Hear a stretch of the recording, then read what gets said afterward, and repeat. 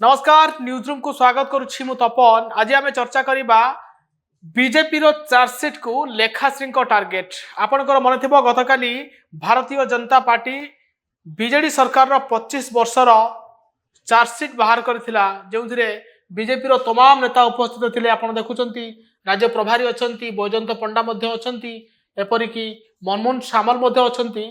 खाली बीजेपी तार जो चार्जसीट बाहर करथिला, राज्य में 25 वर्ष बीजेडी शासन में शिक्षा, स्वास्थ्य, महिला विरोधी हिंसा, चिटफंड, युवक मान निजुक्ति ए सब प्रसंग में राज्य सरकार को भिन्न ढंग से घेरी राज्य बीजेपी एवं एने एक लिफलेट प्रस्तुत कर प्रति गाँ गाँव में बांटब बोली राज्य बीजेपी कही।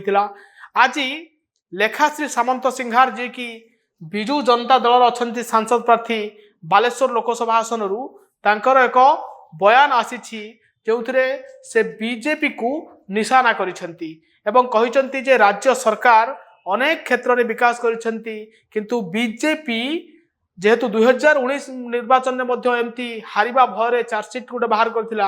आ ठीक एबे 2024 निर्वाचन पूर्व बीजेपी एमिति मिछ चार्जसीट बाहर करछि एवं लेखाश्री कहिसेंती जे बीजेपी शासित राज्य गुड़िक महिला विरोधी हिंसा बढ़ुछि। एपरि कि यूपी बिहार उदाहरण से देइचंती।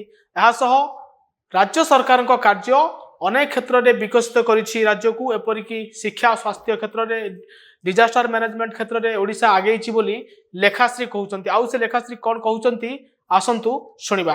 दल सरकार विरुद्ध रे चार्जसीट जारी करिसंती एवं गत 2019 रे मध्य से माने जेतेबेले अनुभव कले जे निर्वाचन हारिबा पई कि जाउचंती, सेतेबेले मध्य गोटे चार्जसीट जारी करथिले।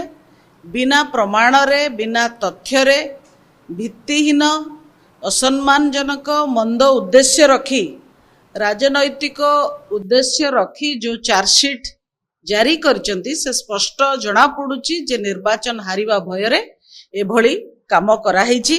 मु ए जो भारतीय जनता पार्टी जो सत्यर अपलाप करची तार किछि उदाहरण आपन आगे रखिबाकू चाहूची।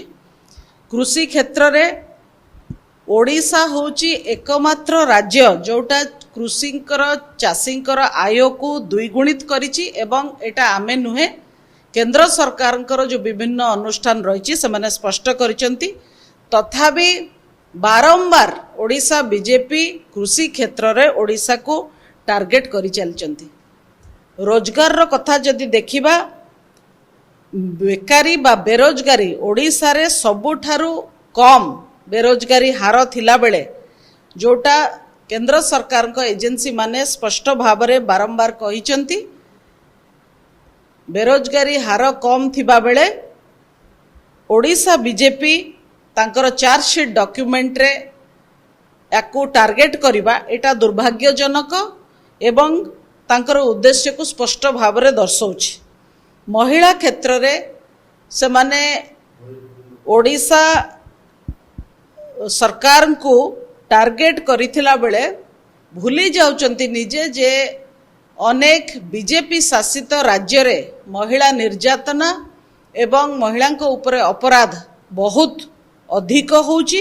किछि संकीर्ण राजनैतिक उद्देश्य रखी बारंबार ए कथा रे संपूर्ण भाव में भूली जिबा जे बीजेपी शासित राज्य रे कोन चलीची एवं केवल ओडिशा सरकार को टार्गेट करिबा एटा स्पष्ट भाव में जना पड़ुची जे या पछरे कौन उद्देश्य रही। हेलो +2 एग्जामिनीज आईएएस ऑफिसर हेबाकु चाहंती कि तेबे टीएससी गुरुकुल जोग दियंतु। +3 टीचिंग सह बाजीराव आईएएस एकेडमी द्वारा कोचिंग पांतु। कॉल 9438782020।